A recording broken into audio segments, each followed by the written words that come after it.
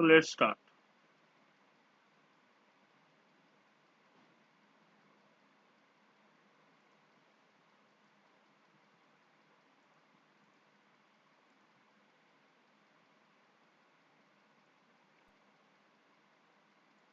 আচ্ছা, আমার বোর্ডটা সবাই দেখতে পাচ্ছে তো? হ্যাঁ স্যার, দেখা যাচ্ছে। ঠিক আছে, ওকে। এক সেকেন্ড, জয়েন করতে চাইছে, দাঁড়াও।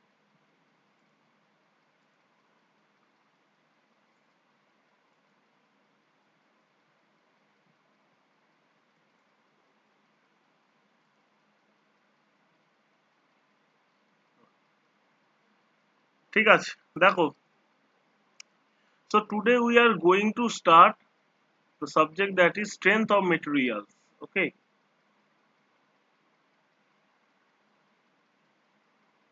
Strength of materials.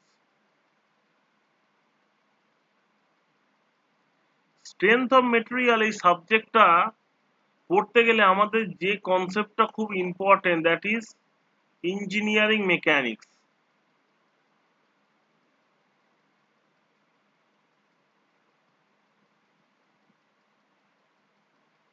Engineering mechanics পড়েছো তো তোমরা?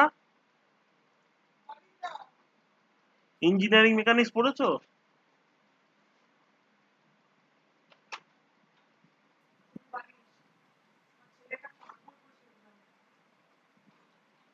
ইঞ্জিনিয়ারিং মেকানিক্স পড়েছো তো? সেকেন্ড সেমে পড়েছো নাকি থার্ড সেমে?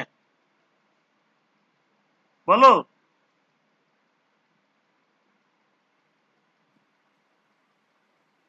কি হলো? রেসপন্স করছো না কেন?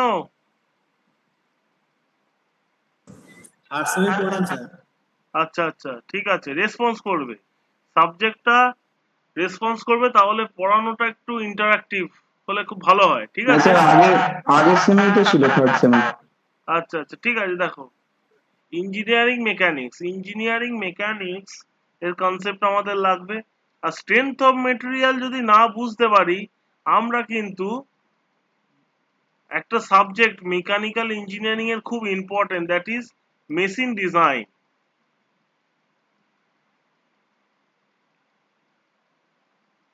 মেশিন ডিজাইন সাবজেক্টটা কিন্তু একদমই আমরা বুঝতে পারবো না। ঠিক আছে? যদি ইঞ্জিনিয়ারিং মেকানিক্স জানি, তাহলে আমরা স্ট্রেংথ অফ মেটেরিয়াল বুঝতে পারবো, আর স্ট্রেংথ অফ মেটেরিয়ালটা জানতে পারলে তবে মেশিন ডিজাইন বুঝতে পারবো। ঠিক আছে? তাহলে এই তিনটে সাবজেক্ট ইন্টারলিঙ্ক। এই সাবজেক্টটা খুব ইম্পর্টেন্ট। কেন ইম্পর্টেন্ট আমি এবার আসছি। দেখো, এই সাবজেক্টটা পড়তে গেলে আমাকে আগে জানতে হবে body. Body body is of three types. কি কি? রিজিড বডি, দেন ডিফর্মেবল বডি, দেন রেজিস্ট্যান্ট বডি। রেজিস্ট্যান্ট বডি, ওকে। রিজিড বডি মানে কি বলো? বলতে পারবে? রিজিড বডি মানে কোন সলিড বডি যাকে ডিফর্ম করা যায় না। কোনো শেপ চেঞ্জ হয় না নাকি? হ্যাঁ স্যার। দেখো, rigid body, that means the body that does not deform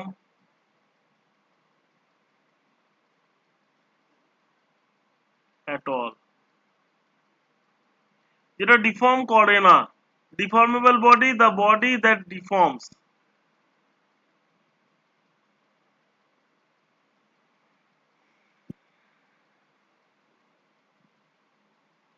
That deforms, the body that deforms, okay. And next to that, that is resistant body. It has some property of rigid body as well as deformable body, okay. Rigid plus deformable.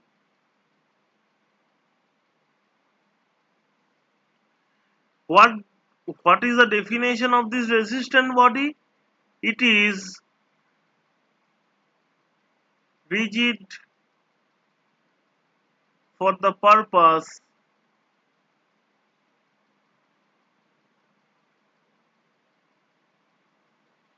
it has to serve.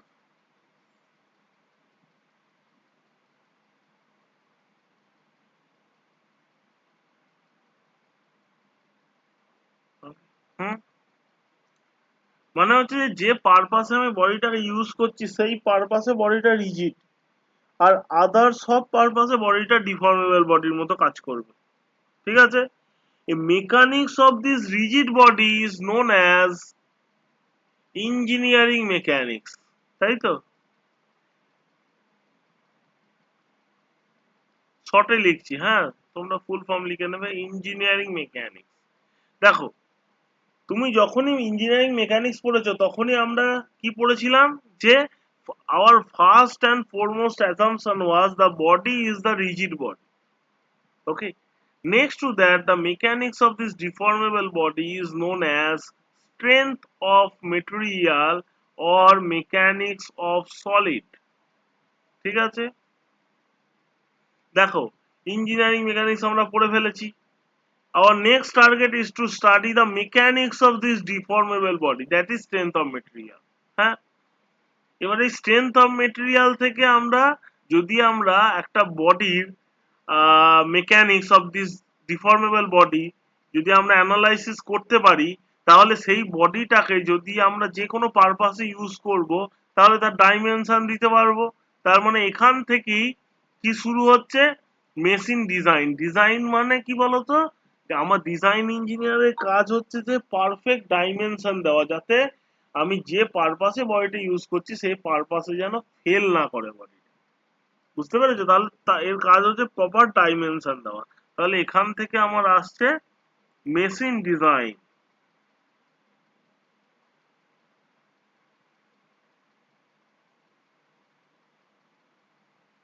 ঠিক আছে? Next that is mechanics of the resistant body. See, a machine component, okay, cannot be made by fully rigid body or fully deformable body. মানে হচ্ছে যে ধরো একটা machine component আমি তৈরি করব, ঠিক আছে, সেটাকে পুরোপুরি রিজিড বডি দিয়েও তৈরি করতে পারবো না, পুরোপুরি ডিফর্মেবল বডি দিয়েও তৈরি করতে পারবো না।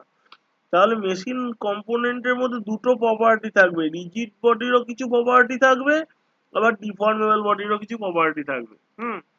তাহলে কি বলছি, it is rigid for the purpose it has to serve.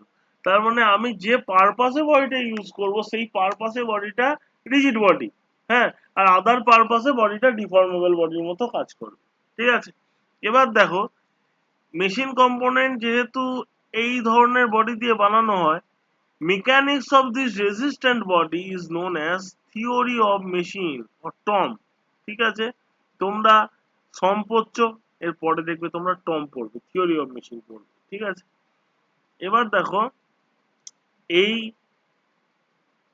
আমাদের রেজিস্ট্যান্ট বডির আমরা মেকানিক্সটা কি, থিওরি অফ মেশিন বলছি। আর এখানে কি থাকছে, বডির মধ্যে রিজিড প্লাস ডিফর্মেবল বডির প্রপার্টি থাকছে। কি রকম থাকছে দেখো, একটা এক্সাম্পল দিয়ে বুঝিয়ে দিচ্ছি।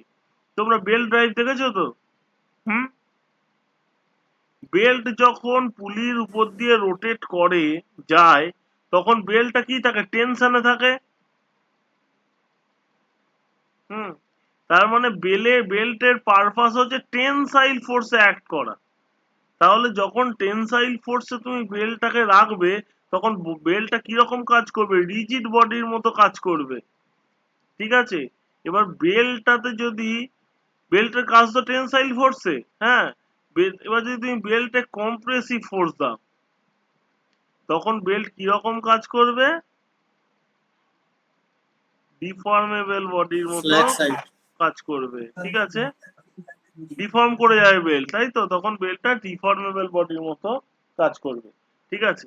তাহলে আমি যে পারপাসে ইউজ করছি সেই পারপাসে কিন্তু বেল্ট রিজিড বডি হলো, তাই বেল্টটাকে বলবো আমি কি, একটা রেজিস্ট্যান্ট বডি। আর দেখো, যে কোনো মেশিন কম্পোনেন্টে তুমি বেল্ট ইউজ করছো, বুঝতে পেরেছো? বেল্টকে তুমি রিজিডেরও ক্লাসিফিকেশনে ফেলতে পারবে না, ডিফর্মেবলেরও ক্লাসিফিকেশনে ফেলতে পারবে না। ঠিক আছে? কোন ডাউট আছে এখানে? স্যার বেলটা ডিফর্ম হচ্ছে কি করে? বেল্টের তো যখন বেল ড্রাইভ হবে তখন একটা সাইড তোমার টাইট সাইড কথাটা থাকবে, বুঝতে একটা পারছি সাইড না, শোনো শোনো ফ্ল্যাট সাইড শোনো থাকবে। শোনো, কথাটা বুঝতে পারছি না, মেসেজে লেখো তাড়াতাড়ি।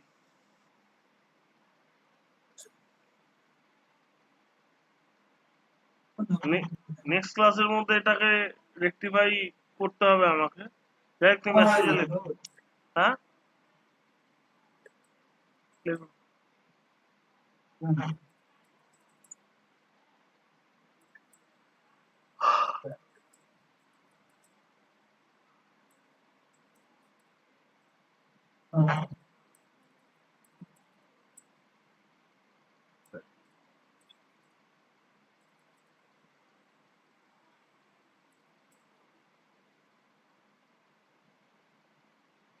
কোথায় লিখেছো? লিখছি স্যার, লিখছি। আচ্ছা, তুমি লেখো, তাহলে আমি ততক্ষণ পড়াই। ঠিক আছে?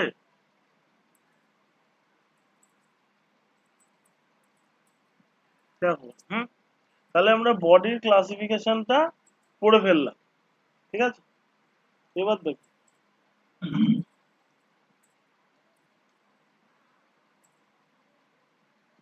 নেক্সট আমরা পড়ব দুটো ইম্পর্টেন্ট কনসেপ্ট, খুবই ইম্পর্টেন্ট। ফার্স্ট আমরা পড়বো স্ট্রেস।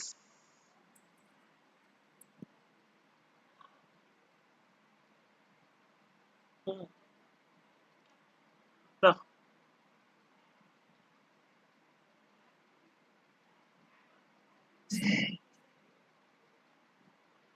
ধরো এটা লিখেছো? হ্যাঁ স্যার। বেল ড্রাইভে ওয়ান সাইড টাইট সাইড থাকে আর আদার সাইড স্ল্যাক সাইড থাকে, কিন্তু এতে ডিফরমেশন হচ্ছে কোথায়? প্লাস্টিক ডিফরমেশন তো হচ্ছে। আরে ডিফরমেশন হবে না, সেটাই তো বললাম। স্ল্যাক সাইড বলতে দেখো, একটা কথা বলছি, স্ল্যাক সাইড থাকলেও কিন্তু, আচ্ছা, টাইট সাইড আর স্ল্যাক সাইড বলতে কি বোঝো বলো তো? টাইট সাইড মানে টেনশনে থাকবে, মানে যেদিকে আপনার আরে কেবল বেল্টের শ্যাফটার। দুদিকেই দেখো, আমার কথাটা শোনো, বেল্টের দুদিকেই কিন্তু টেনসাইল ফোর্সই অ্যাক্ট করে। বুঝতে পেরেছো? স্ল্যাক সাইডে কম, টাইট সাইডে বেশি। হ্যাঁ হ্যাঁ হ্যাঁ। ঠিক আছে? এবার স্ল্যাগ এইখানে মানে স্যার নিচের সাইডটাকে বলে তো। কি বলছো? স্ল্যাগ সাইড মানে স্যার নিচের সাইডের নিচের বেলটাকে সাইড বলে নয়, তো। যেদিকে যেদিকে রোটেশন হয় তার অপোজিট অপোজিট ডাইরেকশনকেই স্ল্যাক সাইড বলে। এই আমি শুনতে পাচ্ছি না, লেখো লেখো, যা লেখার হয় লেখো, তোমরা এখানে লেখো। আমি যেটা বলছি, তোমার কোশ্চেনটা আমি বুঝতে পেরেছি, আমি যেটা বলছি এটা তুমি শোনো। ঠিক আছে? বেল্টে কি থাকছে? একটা টাইট সাইড থাকছে, একটা স্ল্যাক সাইড থাকছে, এটা ঠিকই বলেছো। কিন্তু বেল্ট কিন্তু টোটালি টেনশনে কাজ করে, কারণ টাইট সাইডে তুমি দেখবে পুলির দুপাশে যখন ফোর্সটা যেটা বেল্টে লাগে সেটা কিন্তু দুটোই টেনসাইল ইন নেচার। বুঝতে পেরেছো? এবার সেটা স্ল্যাক সাইডে কম আর কি টেনশনটা থাকবে, আর টাইট সাইডে বেশি টেনশন থাকবে। টাইট সাইডে টেনশনটা T1 আর স্ল্যাক সাইডে টেনশনটা T2। Here T1 is greater than T2। ঠিক আছে? বুঝতে পেরেছো? এবার যখন যখন কাজ যখন করে যখন রোটেশনে থাকে, তখন বেল্টে কিন্তু টেনসাইল ফোর্সই অ্যাক্ট করে। ঠিক আছে? টেনসাইল ফোর্স যেহেতু অ্যাক্ট করে, তাই অ্যাজ পার দা মানে যখন বেল্ট যখন ইয়ের মধ্যে রান করছে, ঠিক আছে, তখন কিন্তু বেল্টের কোনো ডিফরমেশন হচ্ছে না। ঠিক আছে? কিন্তু বেল্টকে তুমি সাইডে নিয়ে আসো, তুমি যখন বেল্টে যখন কম্প্রেসিভ কিছু দেবে, বেল্ট দেখবে বেঁকে চুরে যাবে। ঠিক আছে? কিন্তু টেনশন দেবে, সেখানে কিন্তু বেল্টটা ঠিকই থাকবে। বুঝতে পেরেছো? এবার প্লাস্টিক ডিফরমেশনের জায়গাতে এলে তো বেলটা ফেল করে গেছে, তখন তো সেটা আমি ফেলে দেবো। ঠিক আছে? যতক্ষণ ইউজের কন্ডিশনে থাকবে, ততক্ষণ কিন্তু কোনো প্লাস্টিক ডিফরমেশন এতে হবে না। বুঝতে পেরেছো? হুম। হ্যাঁ স্যার। ঠিক আছে, এবার দেখো, খুব important concept, that is stress.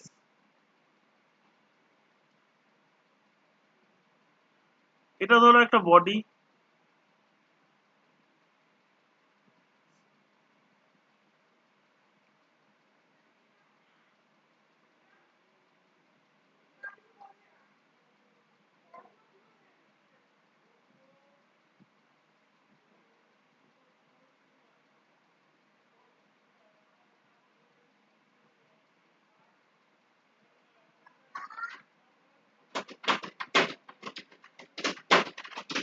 ওকে, ধরো একটা,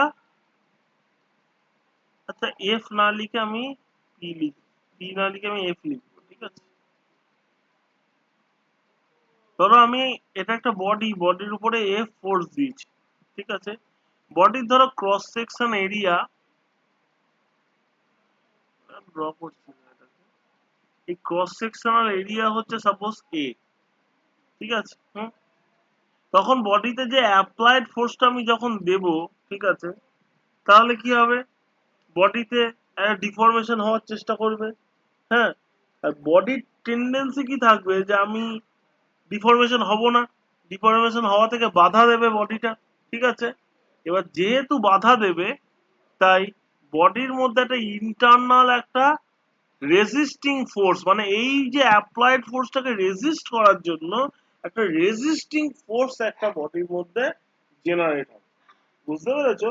দ্যাট রেজিস্টিং ফোর্স আপন unit area is known as stress, ঠিক আছে। দেখো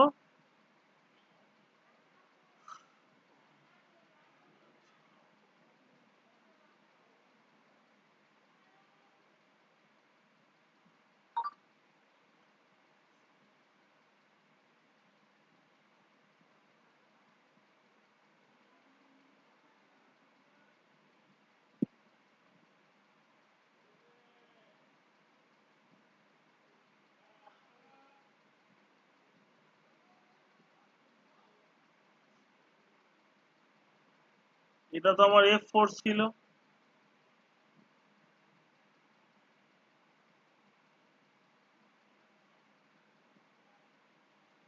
রেজিস্টিং ফোর্স, আর এটা অ্যাপ্লাইড ফোর্স, ঠিক আছে। এবার অ্যাজ পার ইকুইলিব্রিয়াম কন্ডিশন আমি কি বলতে পারি, এফ ইকুয়াল টু আর। হ্যাঁ, এবার দেখো সিগমা, স্ট্রেসটাকে আমি সিগমা দিয়ে ডিনোট করি, সিগমা ইকুয়াল টু স্ট্রেস, আমি লিখে দেবো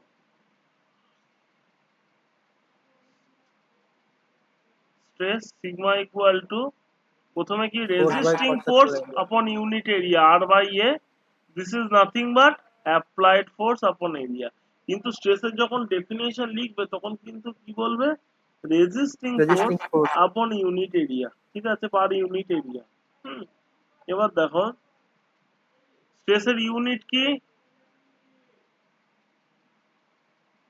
Sir, Pascal, Megapascal, Gigapascal.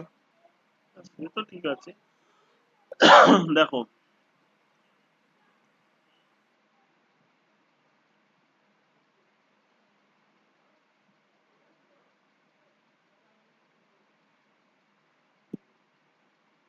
প্রথমে নিউটন পার মিটার স্কয়ার বলি।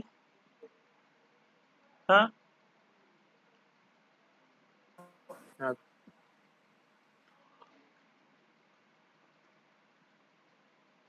or Pascal or mega Pascal, এই তিনটে ইউনিট লিখলাম কেন বলো তো? দেখো, Sir, Megapascal to Newton per millimeter square. হ্যাঁ, মেগা পাস্কাল মানে নিউটন পার মিলিমিটার স্কয়ার, এটা জানো তো। 1 MPa equal to 1 Newton per millimetre square. হ্যাঁ, এবার হচ্ছে যে Equals যখন 10 to the power 6 Pascal. যখন যখন আমি প্রবলেম যখন সলভ করব, তখন কি থাকবে দেখো, millimetre, millimetre square per millimetre স্কয়ারে কেন নিয়েছি, কারণ ক্রস সেকশনাল এরিয়া গুলো দেখবে মিলিমিটারই বলে দিয়েছে, ঠিক আছে। এবার যখন তুমি স্ট্রেসটা নেবে না, তোমাকে মেগা পাস্কালে নিলে সেটাই নিউটন পার মিলিমিটার স্কয়ার হয়ে যাবে, ঠিক আছে। তাই মেগা পাস্কাল ধরেই কিন্তু স্ট্রেসটা আমরা সব প্রবলেম গুলো সলভ করব। তাহলে আমাদের যে ডাইমেনশন গুলো বলে দিয়ে দেবে মিলিমিটারে, সেগুলোকে আর চেঞ্জ করতে হবে না। যদি তুমি পাস্কাল ধরে করতে, তাহলে কিন্তু ডাইমেনশন গুলো সব মিটারে নিয়ে যেতে হতো, সেটা আরো হেক্টিক হয়ে যেত, ঠিক আছে, বুঝতে পেরেছো? হুম, এবার দেখো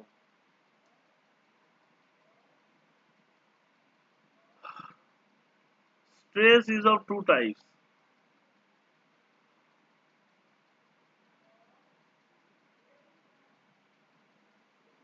একটা হচ্ছে নর্মাল স্ট্রেস,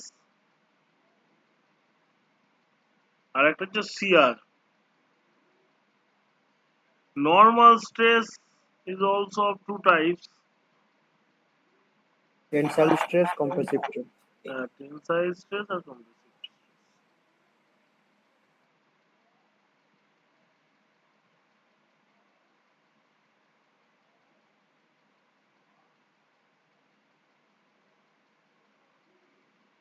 ঠিক আছে। এবার নর্মাল স্ট্রেস কি? যদি কোন একটা বডিতে applied force is perpendicular to the area of cross section, okay, this is called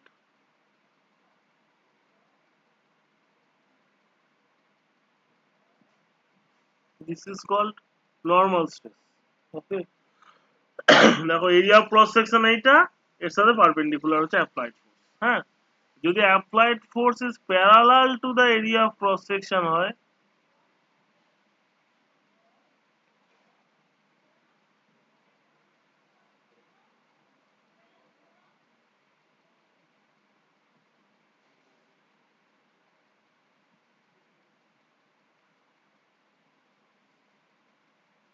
তখন সেটাকে বলছি আমি কি শিয়ার স্ট্রেস। ঠিক আছে, দেখো এরিয়া অফ ক্রস সেকশন এইটা এ, এর উপর দিয়ে প্যারালাল কাজ করছে, তখন সেটাকে বলছি শিয়ার স্ট্রেস। শিয়ার স্ট্রেসকে আমরা টাউ দিয়ে ডিনোট করি, আর নর্মাল স্ট্রেসকে আমরা সিগমা দিয়ে ডিনোট করি। দেখো সিগমা লিখে দাও, ঠিক আছে। টেনসাইল স্ট্রেস মানে if the force is tensile in nature, if the stress is tensile in nature,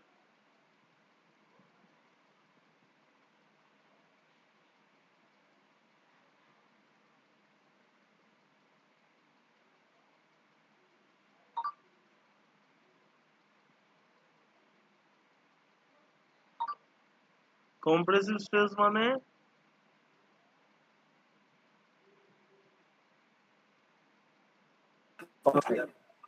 if the force is compressive in nature।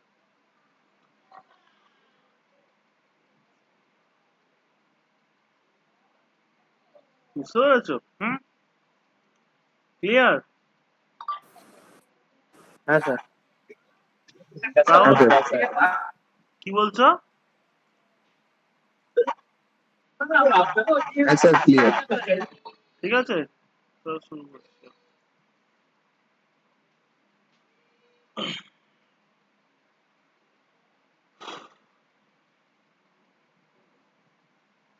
আচ্ছা,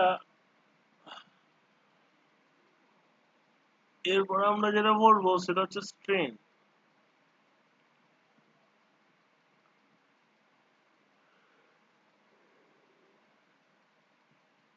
So if we are applying some force on this body,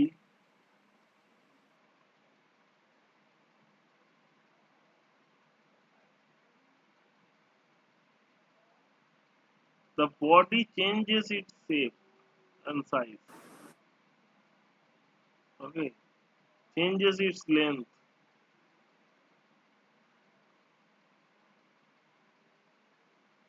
ঠিক আছে। Suppose the original length of the body is L, okay, so strain is nothing but strain epsilon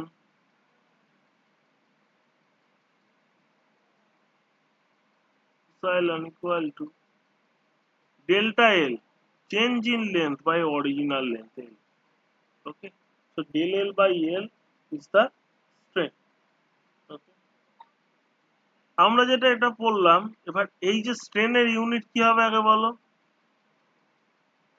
unit কোনো হবে না।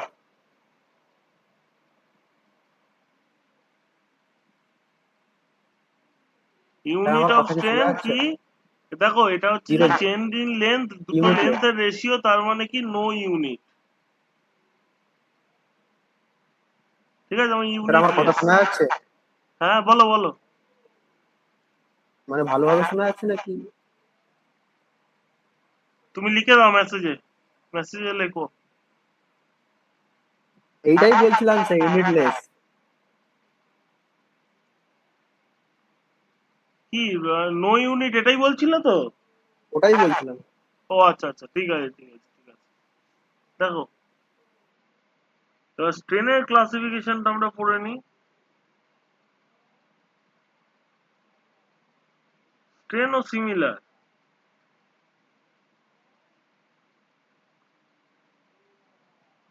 Normal strain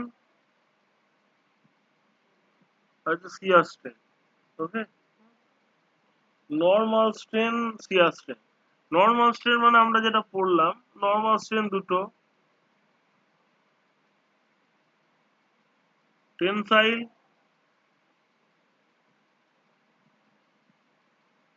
R compressive.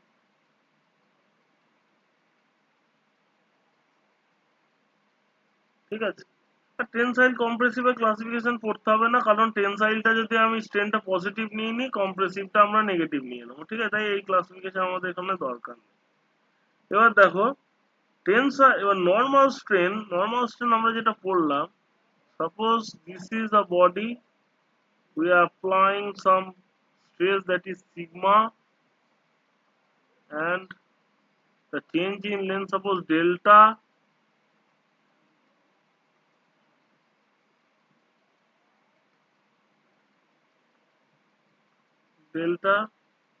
original length that is L, so normal strain epsilon equal to change in length by original length delta by L.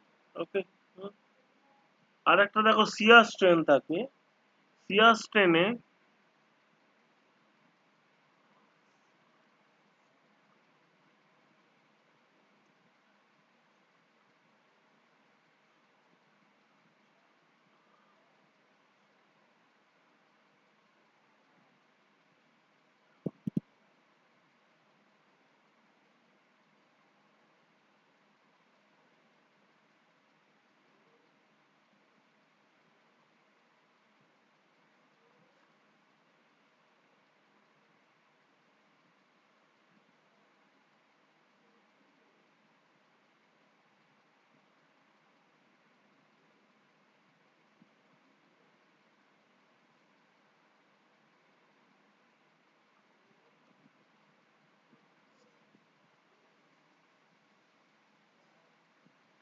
তাও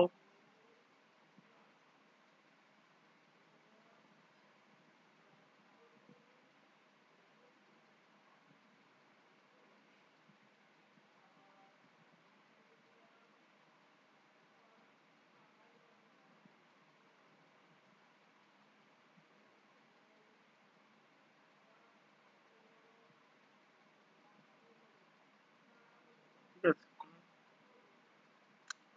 এবার দেখো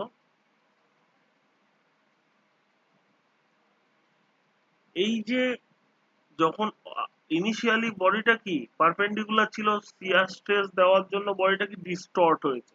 ঠিক আছে, এই যে ডিস্টরশনের জন্য যে কর্নার অ্যাঙ্গেলে যে চেঞ্জ হয়, দিস ফাই, ঠিক আছে, এই ফাইটাকেই বলা হয় কি শিয়ার স্ট্রেস। ঠিক আছে,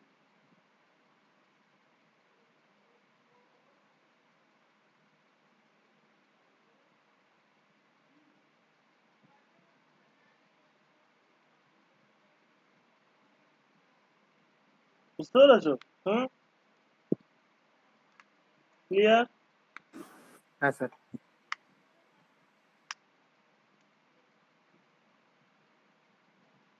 নাও see the Hooke's law.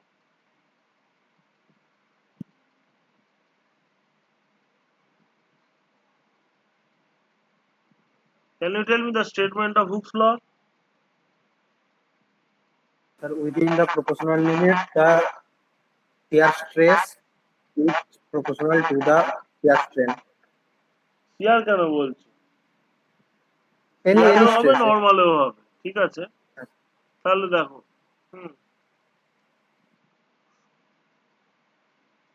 up to proportional limit,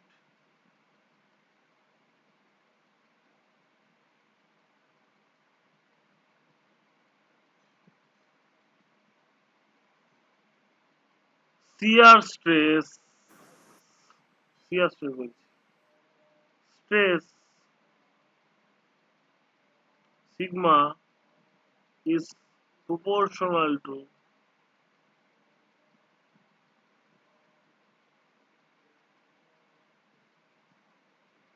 strain, তাহলে sigma is proportional to epsilon. The sigma equal to E into epsilon. This constant proportionality is called modulus of elasticity.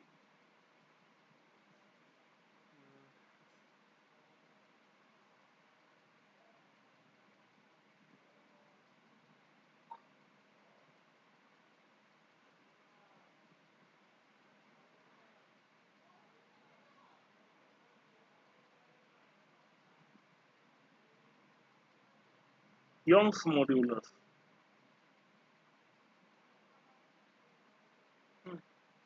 তাহলে E equal to sigma by epsilon.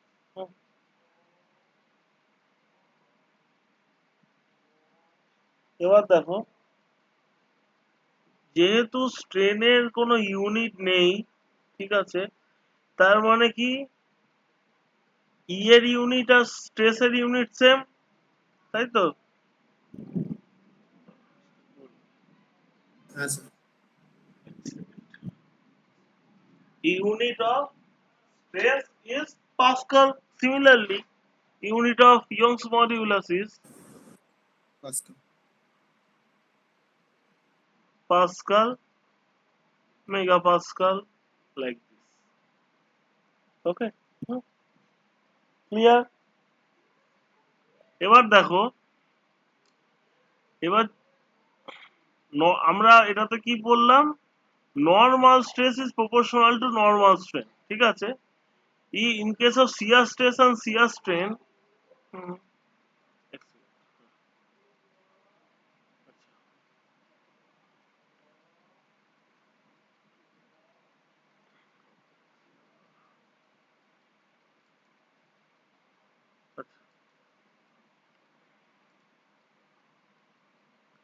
here shear stress is also proportional to shear strain.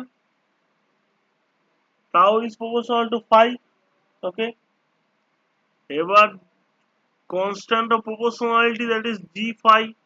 G is the constant and G is called modulus of rigidity. rigidity.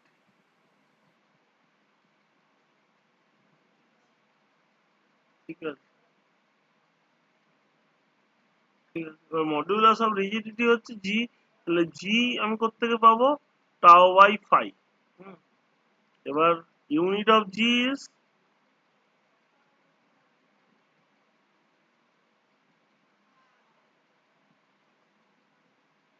Pascal comma মেগাপাস্কাল।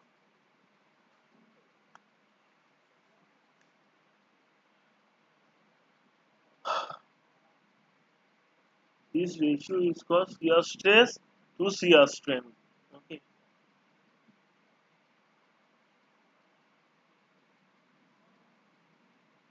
Next, that is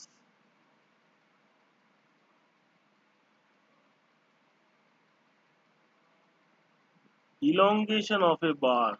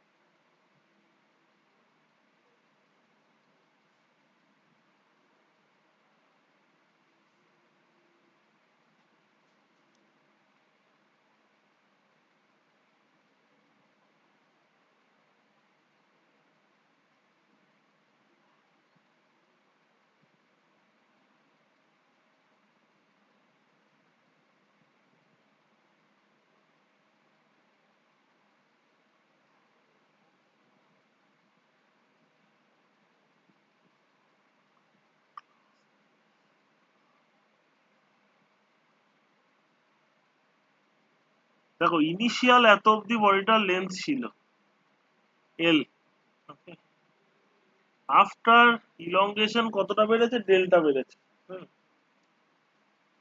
আর ই হচ্ছে যে আমার Young's modulus. হ্যাঁ, ধরো P force আমি apply করছি, suppose the force is the p, we are applying a force that is p. Hmm. Area of cross section is your a.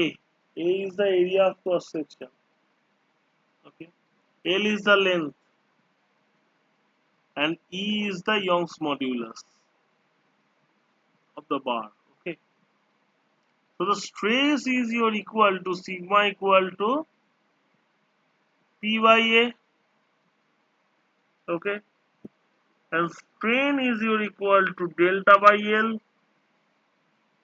তাহলে Young's mod, তাহলে আমরা কি জানি, sigma equal to E into epsilon, P by A equal to E into delta by L. তাহলে delta equal to PL by এই।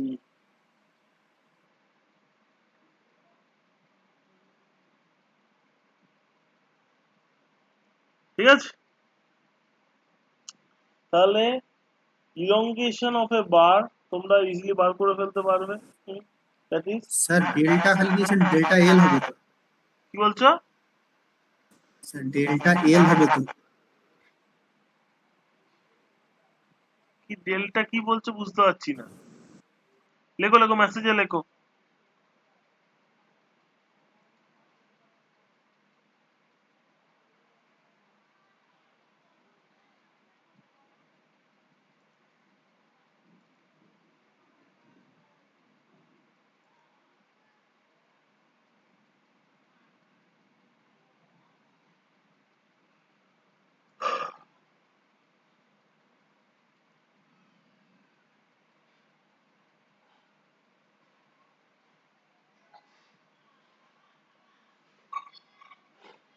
না না, ওরকম ব্যাপার নয়। ডেল্টাও আমি এক্সপ্রেশন নিতেই পারি যে ডেল্টা ইলংগেশন হয়েছে, সে ডেল্টা এলই হতে হবে এর কোনো মানে নেই, বুঝতে পেরেছো? ডেল্টাও তো একটা এল এর মতো একটা, ওটাও একটা গ্রিক ওয়ার্ড, তাই তো? আমি নিতেই পারি, সেটা না নেওয়ার কিছু নয়, আমি ডেল্টাই নিয়েছি, ওকে। আমি এখানে ডেল্টা এল তো লিখিনি, আমি শুধু ডেল্টা লিখছি, ঠিক আছে। তাহলে elongation of the bar that is of length L, that is delta equal to PL by AE, তাই তো? হুম। এবার আমরা প্রিন্সিপাল অফ সুপারপজিশন, আমাদের এই ধরনের কোশ্চেন আসে। একটা আমি একটা কোশ্চেন, একটা প্রবলেম নিয়ে এই পার্টটা আমরা পড়বো, ঠিক আছে? কারণ আমি যদি থিওরি পড়াই কিছু বুঝতে পারবে না, তাই প্রবলেম একটা নিই, সেইটা আমি সলভ করব, তাতেই আমার ক্লিয়ার হয়ে যাবে, ঠিক আছে? এরকম টাইপের প্রবলেম আসে। এক second, হ্যাঁ। লেখো স্টিল বার আমি ওটা লিখছি না, ঠিক আছে, আমি শুধু ডায়াগ্রামটা ড্র করছি, তোমরা লেখো still bar of 25 mm diameter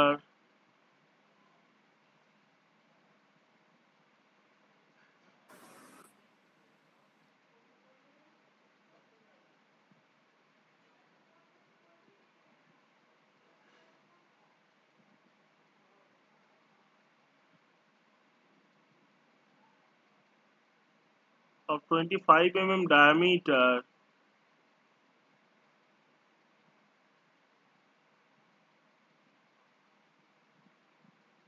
is acted upon by a force as shown in the figure, is acted upon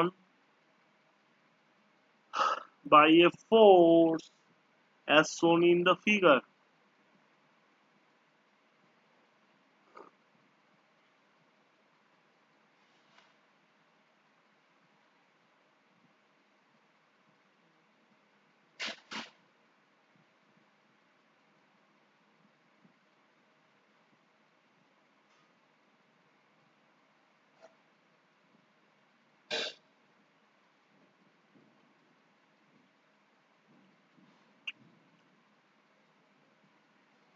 ঠিক আছে।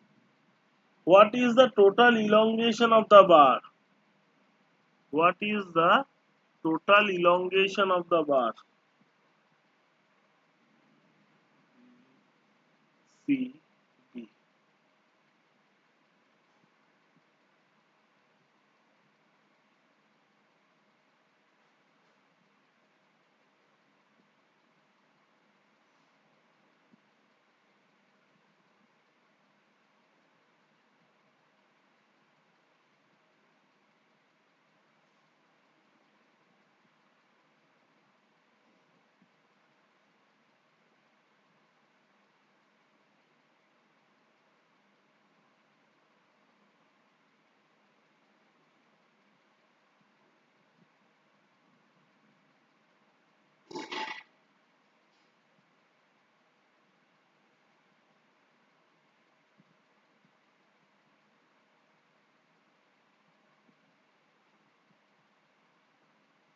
ঠিক আছে।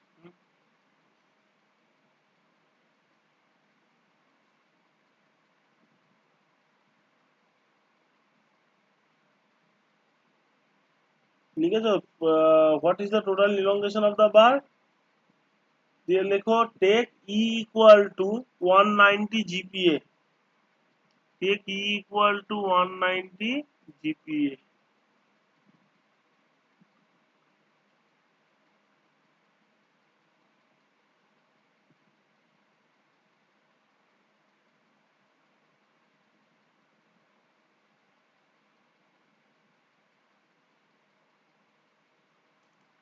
ঠিক আছে। এবার দেখো,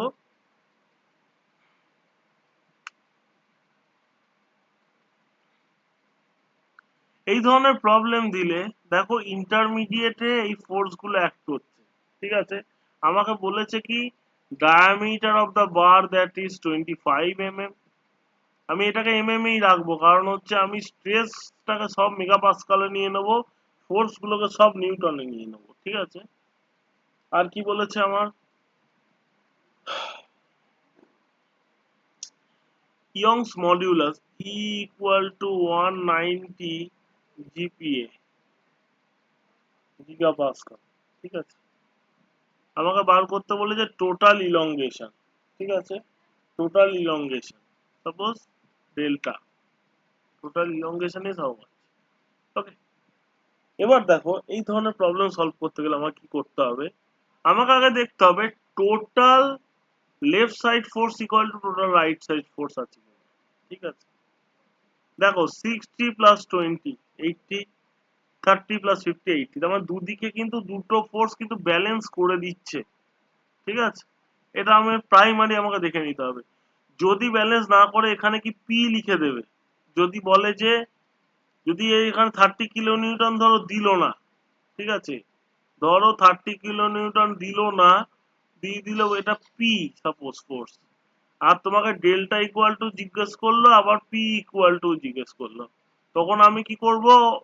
all left side force equal to all right side force করে দেবো। ঠিক আছে। কিভাবে দেখো 60 plus 20 equal to P plus 50। হুম। তাহলে এখানে পি ইকুয়াল টু আমরা কত পাবো? 30 কিলো নিউটন।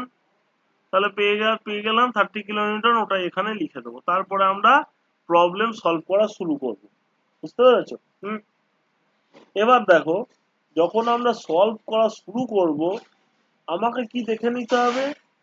আমাকে তিনটে সেগমেন্ট আছে, এখানে এ বি আছে, বিসি আছে, আর সিডি আছে। ঠিক আছে। এই তিনটে সেগমেন্টের যদি আমি ইলংগেশন সেপারেটলি যদি বার করি, দিয়ে তিনটেকে যদি সামেশন করে দিই, তাহলেই আমার কাজটা মিটে যাবে। হুম। এবার কি করে তিনটেতে ইলংগেশন বার করতে গেলে তিনটে সেগমেন্টে কত ফোর্স লাগবে সেটা আমাকে বার করতে হবে। ঠিক আছে। এবার কি করে আমি বার করব কত ফোর্স লাগছে? হুম। দেখো, তুমি যে সেগমেন্টটা বার করছো ফর এবি সেগমেন্ট,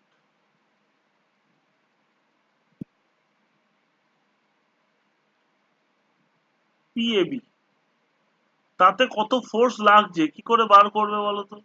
এইখানটায় তোমার নিজের হাতে একটা আঙ্গুল রেখে দেবে, ঠিক আছে, বা পেনটা রেখে দেবে, যে আইদার লেফট সাইড দেখবে নয় রাইট সাইড দেখবে, যে কোনো একটা সাইড, হ্যাঁ, যেখানে কম ফোর্স আছে সেই সাইডটাই দেখবে। তাহলে এই সাইডে দেখছি 60 কিলোনিউটন টেনসাইল টানছে, ঠিক আছে। দেখো এই সাইডে যদি দেখি তাহলে দেখো 30 প্লাস 50 80, 20টা মাইনাস হবে, তা -20 মানে 60 কিলোনিউটন টেনসাইলই হচ্ছে, বুঝতে পারছো? মানে এইদিকে দেখলেও 60 কিলোনিউটন টেনসাইল, এইদিকে দেখলেও আমার 60 কিলোনিউটন টেনসাইল। তাহলে আমি কি লিখে দেবো, পিএবি ইকুয়াল টু 6, সরি,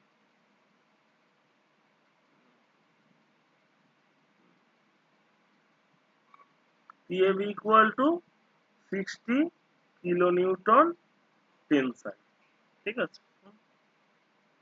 এবার দেখো for BC segment,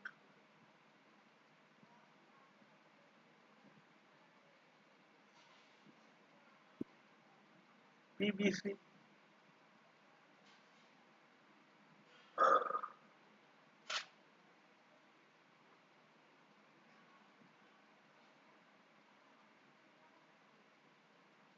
PVC equal two,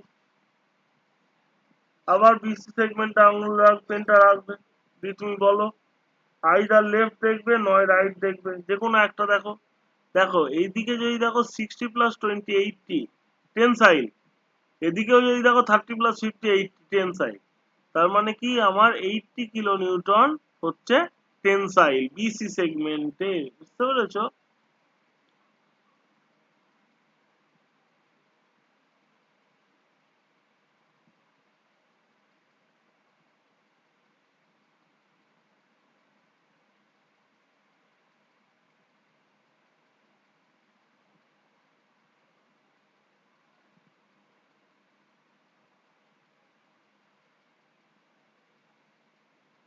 for city segment,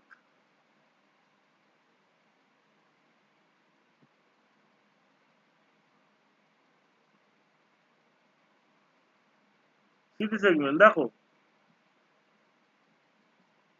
similarly বলো সিটি সেগমেন্টে কত, বলো নিজেরা বলো দেখি, সব আমি করে দিলে হবে কি করে, বলো চেষ্টা করো, কি হলো, সিডি সেগমেন্টেও তো সেই টেনসাইলই হবে, কারণ 50 কত, বেশি আছে। 50 বলছো? হ্যাঁ হ্যাঁ, 50ই হবে, ঠিক আছে। তার মানে এইখানে যদি আমি আঙুল রাখি বা পেনটা রাখি, লেফট দেখো নয় রাইট দেখো, এদিক দেখলে 50 পাচ্ছ, আবার এদিক দেখলে দেখো 60 প্লাস 20 80 মাইনাস 30, তার মানে 50 টেনসাইল, ঠিক আছে। বোথ সাইডই আমরা পাচ্ছি কি টেনসাইল।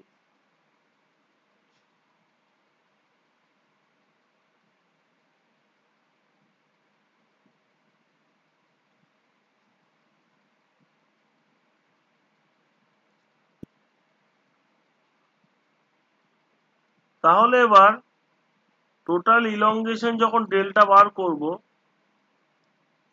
দেখো পিএবি এলএবি আর এরিয়া সবার সেম, এ আর ইয়ংস মডিউলাস সেম, এই প্লাস পিবিসি এলবিসি বাই এই প্লাস পিসিডি এলসিডি বাই এই।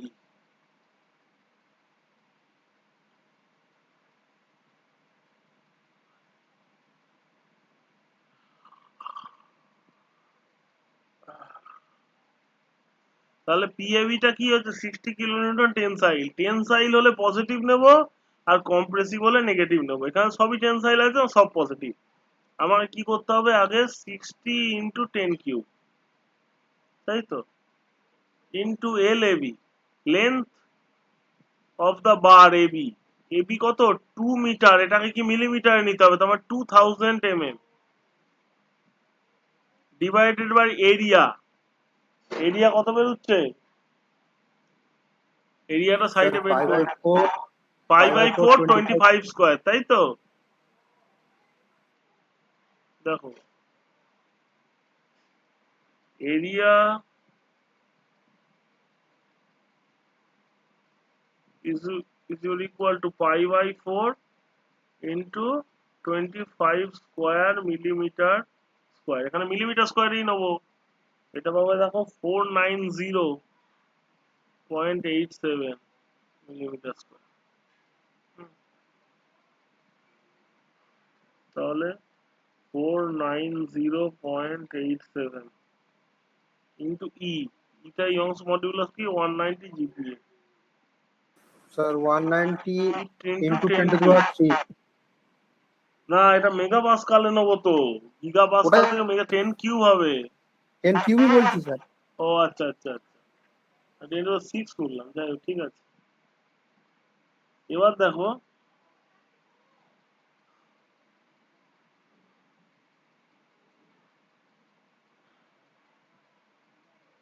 আচ্ছা, এই পার্টটা তো আমাদের একই থাকছে, ঠিক আছে। এটাকে আমি তাই ডিভাইডেড বাই নিচে লিখে দিয়ে এই পার্টটাকে লিখছি পিবিসি। পিবিসি কত? 80 80 ইন্টু 10 কিউব ইন্টু এলবিসি কত 1000 প্লাস পিসিডি কত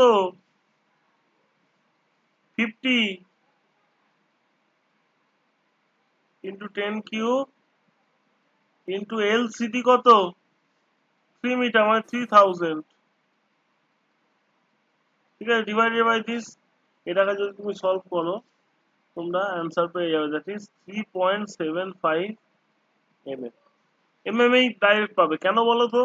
কারণ আমি দেখো এখানে লেন্থকে এমএম এ নিয়েছি, লোডটাকে নিউটনে নিয়ে নিয়েছি, এরিয়াকে নিয়ে নিয়েছি মিলিমিটার স্কোয়ারে, আর হচ্ছে যে স্ট্রেস বা এই ইয়ংস মডুলাসটাকে নিয়ে নিয়েছি মেগা পাস্কাল।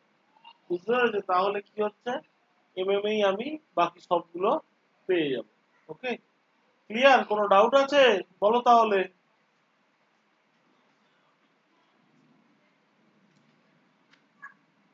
তো ডাউট আছে?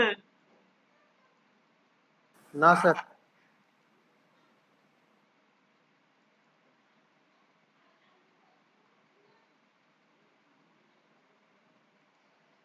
ঠিক আছে।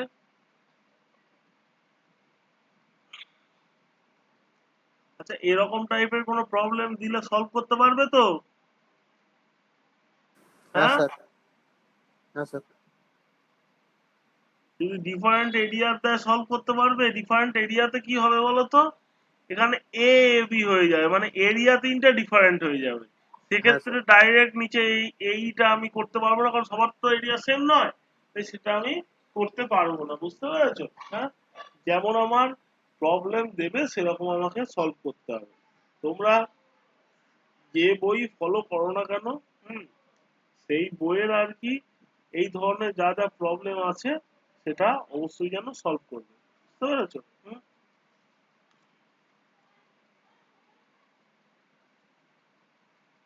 একটা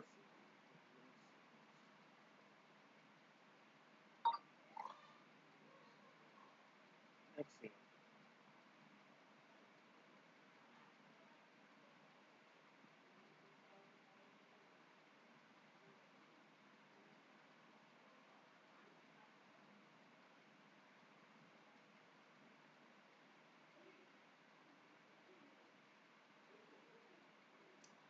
ঠিক আছে। হুম, এবার দেখো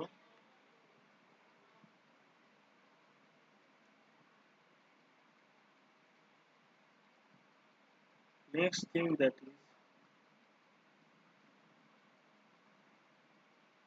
elongation due to self weight।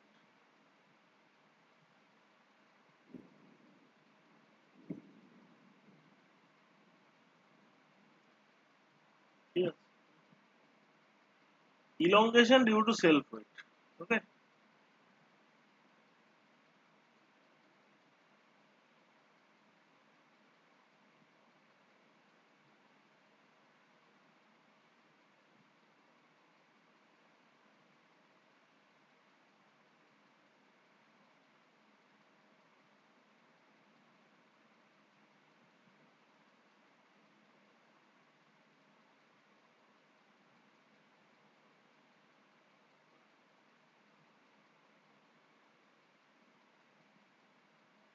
ঠিক আছে? দেখো, elongation of a bar due to self weight. একটা বারকে যদি আমি ভার্টিক্যালি যদি এরকম ভাবে হ্যাঙ্গিং করে রেখে দিই, তখন এর তো নিজের ওয়েটের জন্য এর কিছু ইলংগেশন হয়। সেই সেই ইলংগেশন কতটা হয় সেটা আমরা এখানে বার করব।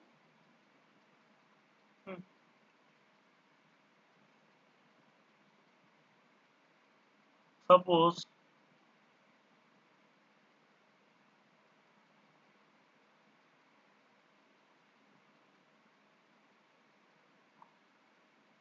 cross sectional area of the bar is A. This is our A. Length of the bar is L.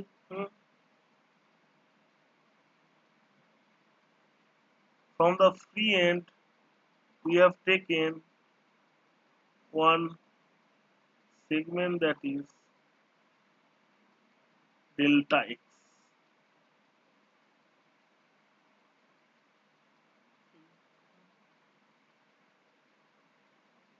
এবার দেখো, first of all we have to determine this elongation of this delta x bar.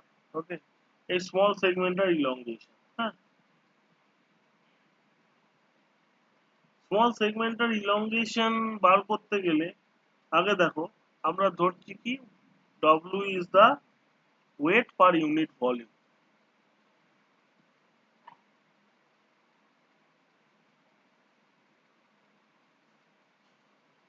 Weight per unit volume. Okay. তাহলে total wait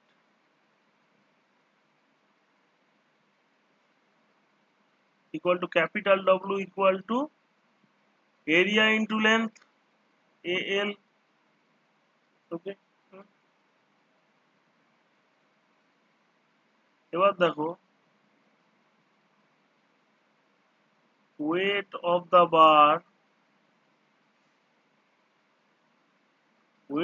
bar below this small section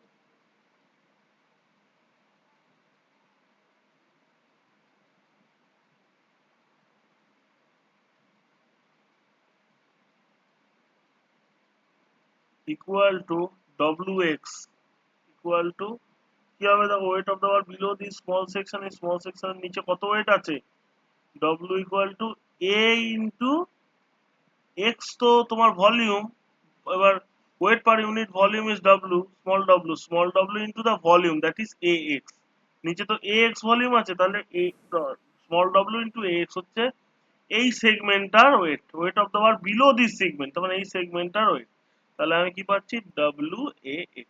ঠিক আছে, এবার দেখো এই segmental length বাড়ানোর জন্য কোন ওয়েটটা দায়ী বলতো, এই ওয়েটটা যেটা নিচে আছে, উপরের ওয়েটটা তো দায়ী নয়, তাই তো নিচের ওয়েটটাই তোকে টানছে। ঠিক আছে, তাহলে এবার extension of the small length, এই স্মল লেন্থের এক্সটেনশনটা আমাকে বার করতে হবে। দেখো extension of the small length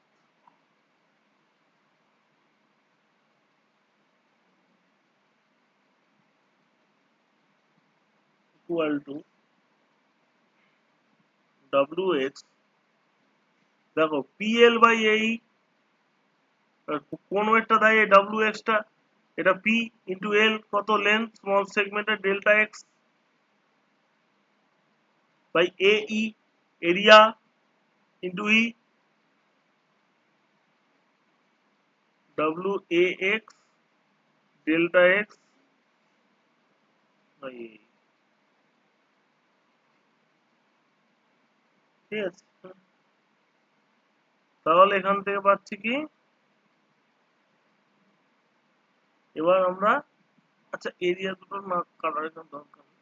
যাই হোক এরিয়া দুটো কেটে যাবে, আলটিমেটলি কি পড়ে থাকে W by E into x dx. ঠিক আছে, তার total elongation of the whole bar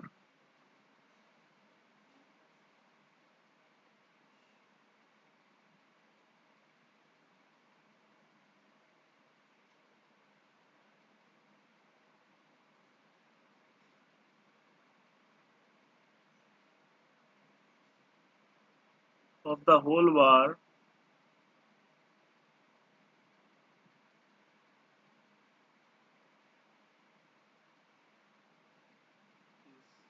equal to integration 0 to L, এখানে লেন্থ 0, এখানে লেন্থ এল, 0 টু এল এক্সটা কি 0 টু এল ভ্যারি করছে,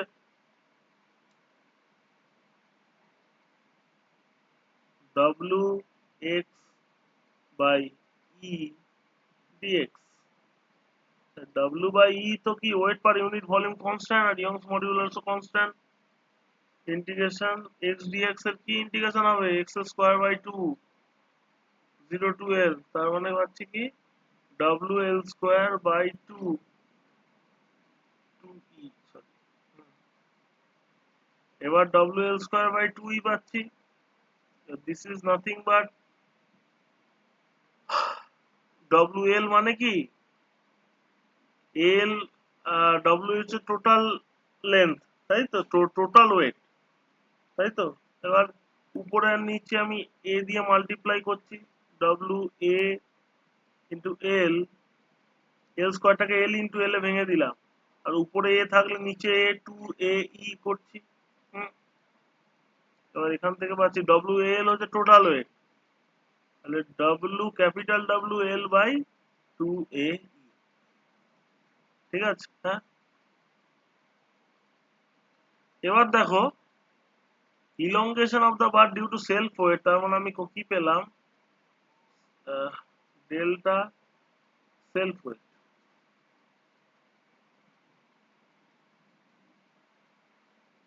সেলf weight is equal to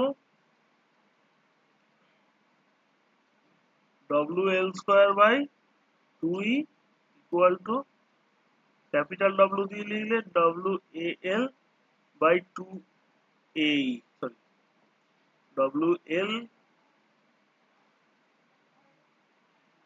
WL by 2AE, ঠিক আছে। তাহলে এখান থেকে আমরা কি দেখছি, এখান থেকে আমরা কি দেখছি, ডেল্টাটা কি proportional to L square or delta proportional to L, কোনটা হবে বলো তাড়াতাড়ি,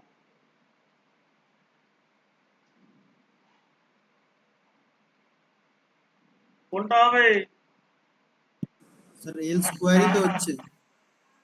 এল স্কোয়ার হবে, এটা ঠিক, আর এটা ভুল, কারণ হচ্ছে যে এইখানে দেখো ডব্লু, এই ডব্লু আর ইটা কিন্তু কনস্ট্যান্ট, ঠিক আছে। প্রপোর্শনাল করতে গেলে আগের টার্মগুলো কনস্ট্যান্ট হতে হবে, সেটা কিন্তু এখানে আছে। এখানে কি ক্যাপিটাল ডব্লুটা নিচ থেকে উপর অব্দি ভ্যারি করছে, তাই এটা কিন্তু কনস্ট্যান্ট নয়, আর ডব্লু এল বাই 2a এইটা হবে, ঠিক আছে, বুঝতে পেরেছো? ক্লিয়ার, ক্লিয়ার তো? হ্যাঁ স্যার। তাহলে আমাকে যদি বলে elongation of the bar due to self weight that is proportional to L square, এটা খুব ইম্পর্টেন্ট, এটা মনে রাখবে, ঠিক আছে। এটা কিন্তু এমসিকিউ তে আসে, খুবই ইম্পর্টেন্ট, ওকে।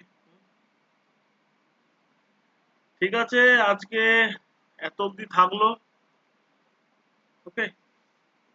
নেক্সট ক্লাসে আমি তোমাদের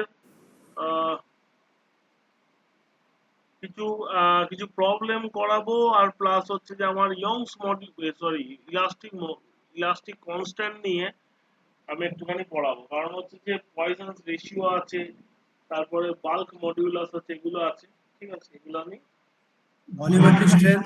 ঠিক আছে, ওকে। তাহলে এই ক্লাসটা আমি শেষ করে দিচ্ছি এখানেই। Sir material science. কি বলছো? Material science. হ্যাঁ, মেটেরিয়াল সায়েন্সটা হবে 15 মিনিট পরে, ঠিক আছে। একটুখানি একটু রেস্ট নিয়ে নাও, 15 মিনিট পরে আবার শুরু করবো, ঠিক আছে। ওকে। ওকে, এখানে আমি স্টপ করে দিচ্ছি।